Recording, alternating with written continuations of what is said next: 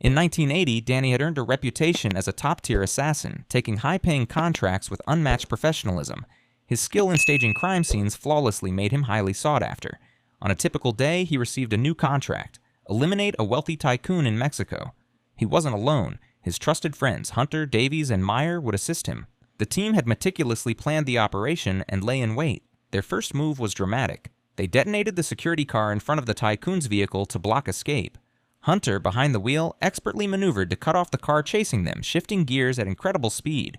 Then he exited his car and fired at the pursuing vehicle, forcing the driver to accelerate blindly. Meanwhile, Danny targeted the primary vehicle. He shot out its tires, halting it, then planted a bomb to breach the door. Amid the chaos, he quietly eliminated the two bodyguards and the tycoon himself.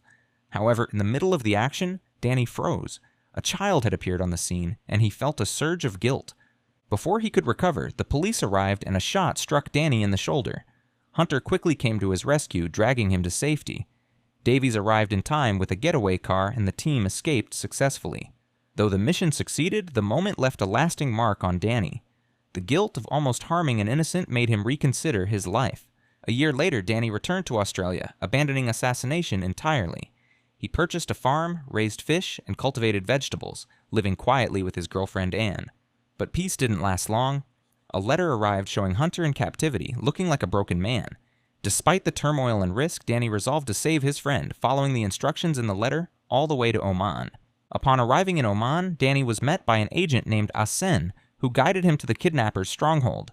There, he encountered AMR, a wealthy oil tycoon whose life had been upended by geopolitical intrigue. Western powers had orchestrated a conflict in his territory to seize control of oil resources, resulting in the deaths of his 3 older sons. Only his youngest had survived, wandering and hiding until AMR finally tracked down the responsible parties. AMR revealed that the perpetrators were former Special Forces soldiers, highly trained and extremely dangerous. The oil tycoon had initially hired Hunter to take revenge on these men, offering a reward of $6 million. But Hunter had failed, leaving AMR furious and desperate.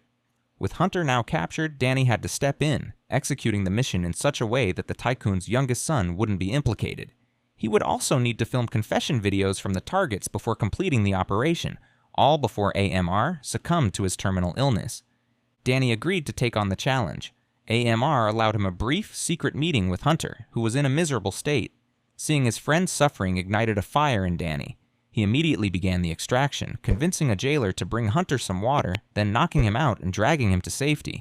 Mistaking the jailer for a colleague, the next guard opened the door, only to be taken down as well. Danny ingeniously modified a piece of bread into a silencer for his gun, neutralizing 2 more enemies quietly.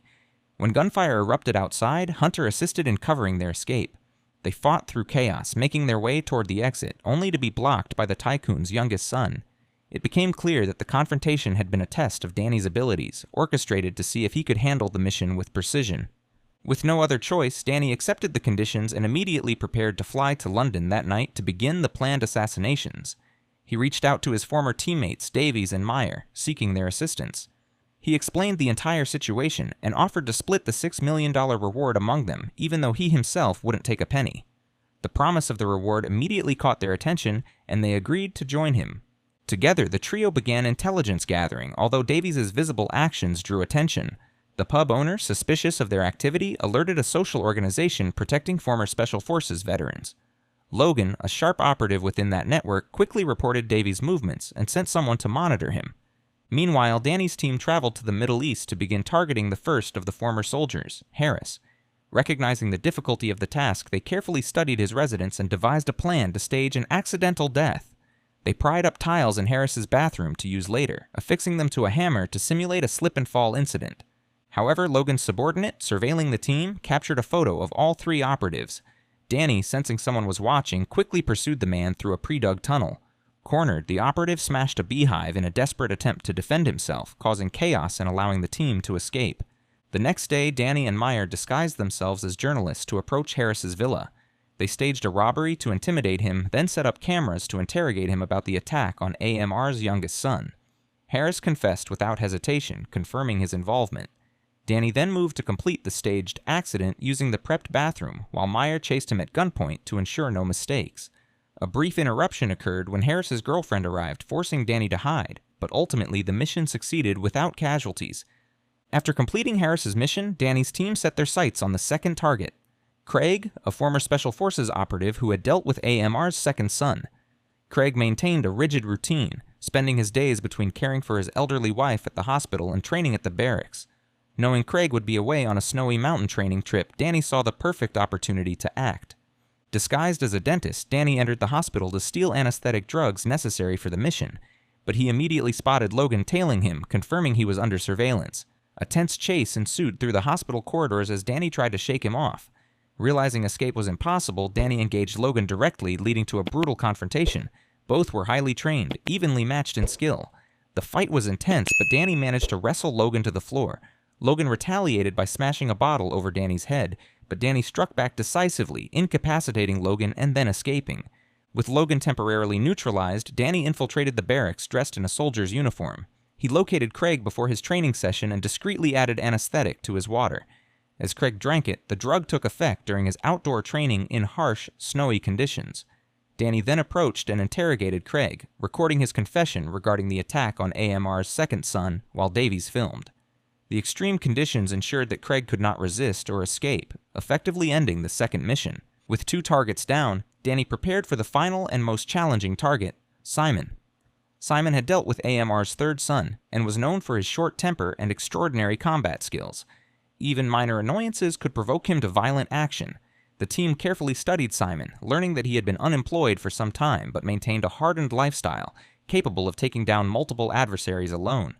Danny disguised himself as the director of a transport company and invited Simon for a job interview. Meanwhile, the team set up a truck equipped for remote control in the middle of the night, preparing to stage an accident similar to the previous operations. On the morning of the operation, Simon drove along the planned route. Danny, following closely, signaled Meyer to take control of the truck remotely. As Simon reached the designated point, Meyer maneuvered the truck into the oncoming lane, causing a collision that instantly killed Simon. Danny attempted to confirm the kill, but Logan's subordinate appeared unexpectedly. Meyer instructed Jake to flee, but a struggle ensued when the subordinate snatched the gun. In the chaos, Meyer accidentally fired, killing a teammate. The mission was completed, but the cost of Meyer's sacrifice left Danny furious and grief-stricken. Danny then instructed Davies to find a temporary safe house while he focused on rescuing Hunter. During Davies' brief stay, he became restless and sought distractions, unintentionally alerting Logan. The pub owner, suspicious of Davies' presence, informed Logan's network. Logan's men arrived, but Davies managed to counterattack, escaping into the streets. Tragically, he was struck by a car and killed instantly.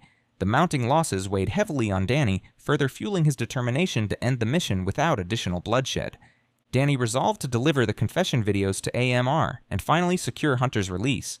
Once completed, Hunter was freed, and both men agreed to retire from the life of assassins. Just when Danny thought the mission was finally over, he received an urgent call from Agent Nason. Another player involved in the assassination of AMR's sons had surfaced, someone who had collaborated with Harris. Initially frustrated, Danny argued that the original deal was only for 3 targets, but the threat to his girlfriend Anne left him with no choice. To protect her, he arranged for Hunter to accompany her to Paris while Danny prepared to confront the new target. Danny sought out AMR's youngest son to demand clarification. Before meeting him, he neutralized several bodyguards, moving stealthily to maintain control. The youngest son, surprisingly calm, revealed that Harris had actually been innocent. The real culprit was someone else entirely, linked to a published book exposing the AMR family. Danny quickly gathered this intel and met with Agent Ussin to confirm details. Meanwhile, Logan, still seeking revenge for his fallen comrades, began tracking Danny. Using his knowledge of Danny's tactics, Logan planned to capture him alive and turn the tables. As Danny prepared for the final confrontation, police surrounded the building. A figure wearing a black helmet attempted to enter, but a bomb planted on the door latch detonated, killing him instantly. Seizing the chaos, Danny infiltrated the building through a back entrance, reaching the 4th target. He incapacitated the man without causing permanent harm, documenting everything with photographs. This was crucial to satisfy AMR's demands while keeping the operation controlled. As Danny prepared to leave, Logan arrived, forcing a tense standoff. Before they could resolve their conflict, a government agent intervened, revealing that higher authorities knew of AMR's operations and wanted to eliminate both men to cover up the oil scandal. Faced with a 3-way confrontation, Danny's instincts took over. He fought the agent, using agility and speed to subdue him, then maneuvered past Logan to escape. A chaotic brawl ensued, with each man using their expertise to survive, but Danny emerged with the upper hand. Afterward, Danny met Hunter to finalize the mission. They delivered the final photographs to AMR, ensuring that all targets were exposed and that AMR's youngest son was no longer implicated. Logan, still pursuing revenge, attempted to manipulate the situation, but Hunter and Danny intercepted him. In a dramatic desert chase, Hunter disabled Logan's car by shooting the tires, forcing him to surrender. The $6 million reward, initially intended for the operation, became a point of discussion. Danny refused the money, insisting it should not reward violence. Hunter accepted a small portion for personal use, ensuring his family's security. The remainder of the funds went unused as Danny prioritized closure over profit. Logan, it turned out, had handled the government agent, securing justice for his fallen friends while maintaining the moral balance. With the mission fully concluded, Danny and Hunter returned to Australia. Danny reunited with Anne, embracing a life of peace after years of violence. Hunter, grateful for his rescue, also retired from the assassin's life. The story closed on a note of redemption. Danny finally abandoned his life of assassinations. Hunter regained his freedom, and both men could pursue ordinary lives free from the shadows of their past.